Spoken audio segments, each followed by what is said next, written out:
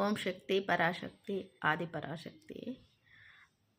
కొంతమంది శక్తులు ఎలా మాట్లాడుతున్నారంటే ఏందో ఓం శక్తి మాల వేసుకొని ఇట్లా ఆడుకొని పోతారు. ఇట్లా దేవుడు దాన్ని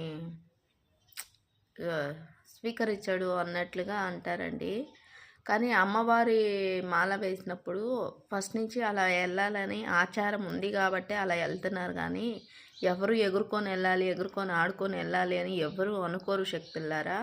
దయచేసి అలా తప్పుగా ఎవరు అనుకోవద్దండి.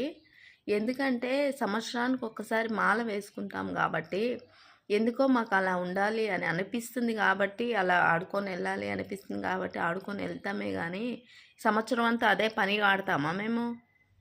ఎందుకు మీరు అలా అనుకుంటారు శక్తులారా? దయచేసి ఎవరు కానీ తప్పుగా మాట్లాడొద్దండి. బస్సు అలా అయింది అంటే దానికి కారణం ఏమిటి తెలిసిన? వాళ్ళ అనేబారం అట్లా రాసింది. ఇప్పుడు ఓం శక్తి మాల వేసిన వాళ్ళే అట్లా అయింది అనేసి అని అనుకుంటే అయ్యప్ప స్వామి మాలకి వెళ్ళిన వాళ్ళు, వెంకటేశ్వర స్వామి మాలకి వెళ్ళిన వాళ్ళు, తిరుమలకి వెళ్ళిన వాళ్ళు, కొండలకి ఎక్కేవాళ్ళు అంతా ఎన్ని ప్రమాదాల్లో వెళ్తున్నారు. అవన్నీ మీరు ఎందుకు గ్రహించట్లేదు?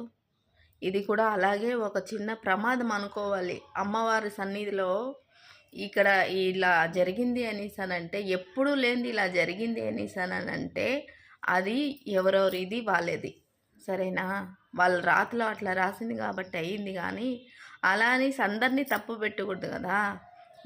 ఈసారి నేను మాల వేసిండేది 10వసారి అండి. నెక్స్ట్ సారి గురుశక్తి మాల వేస్తాను అంటే 11వసారి.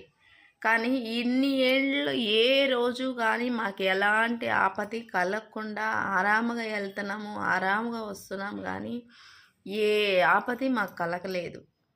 భక్తితో వెళ్ళండి, భక్తితో ఆడండి, భక్తితో రండి, అంతే తప్ప ఏదో ఎంటర్టైన్మెంట్ కోసం మాత్రం దయచేసి అమ్మవారిని మాత్రం యూజ్ చేసుకోవద్దండి.